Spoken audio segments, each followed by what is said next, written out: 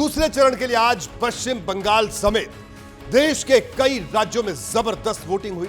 हालांकि बाकी राज्यों के मुकाबले बिहार में एक बार फिर कम मतदान हुआ। जब दूसरे दौर के लिए वोटिंग चल रही थी, ठीक उसी समय तीसरे दौर के लिए धुआंधार प्रचार सातवें आसमान पर दिखा। बीजेपी ने 400 पार वाला नारा दोहराया तो विपक्ष की तरफ से भविष्यवाणी शुरू हो गई। कांग्रेस ने कहा कि 2 फेज की वोटिंग के बाद दक्षिण भारत में बीजेपी साफ हो चुकी है, तो उत्तर मध्य भारत में हाफ हो गई है। पहले चरण में जो दल पस्त हो गए थे, अब आज दूसरे चरण में ध्वस्त हो जाएंगे।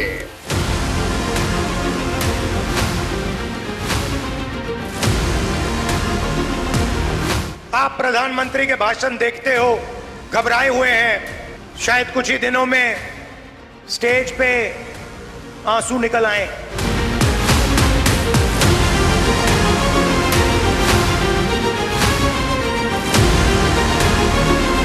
एक तरफ देश के 88 लोकसभा सीटों पर मतदान चल रहा था, तो दूसरी तरफ अगले दौर के लिए चल रहा था चुनाव प्रचार, और इसी दौरान हो रहा था तीखा वार पलटवार।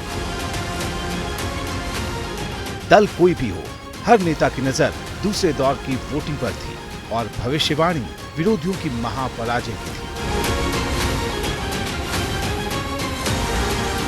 पहले 2 चरण के बाद बिल्कुल साफ हो गया है कि दक्षिण भारत में बीजेपी साफ और उत्तर और मध्य भारत में बीजेपी हाफ।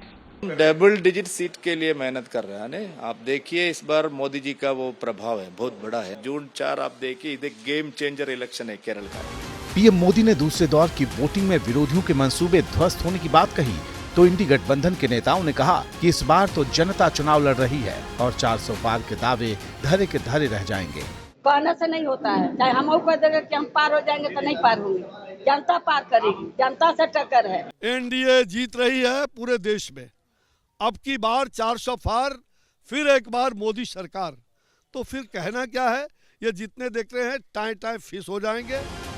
पहले दौर में 102 सीटों पर वोटिंग हुई थी, तो दूसरे दौर में 88 सीटों पर यानी 543 कुल लोकसभा सीटों में से अब तक 190 सीटों पर वोटिंग हो चुकी है, जो कुल सीटों का करीब 35% है।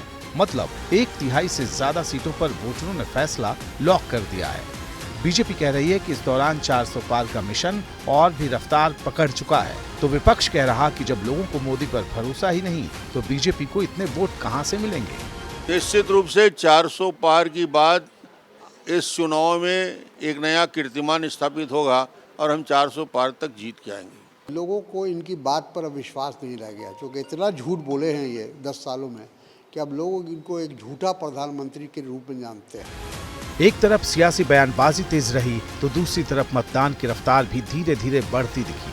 पश्चिम बंगाल फिर सबसे ज्यादा वोटिंग वाले राज्यों में शुमार रहा, तो बिहार में उम्मीद से कम वोटिंग हुई। अब अगले यानी तीसरे दौर में 95 सीटों पर 7 मई को मतदान होना है।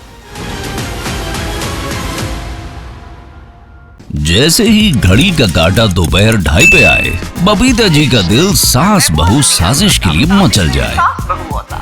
और ये है इनकी बहू, पूरे दिन ऑफिस की टेंशन हो जाए गॉन जब ये करें अपना फेवरेट शो फ्री टाइम पे ऑन। इनकी तरह आप भी देखिए अपना फेवरेट शो अपने टाइम पर और डाउनलोड कीजिए एबीपी लाइव ऐप अपने स्मार्ट टीवी पर।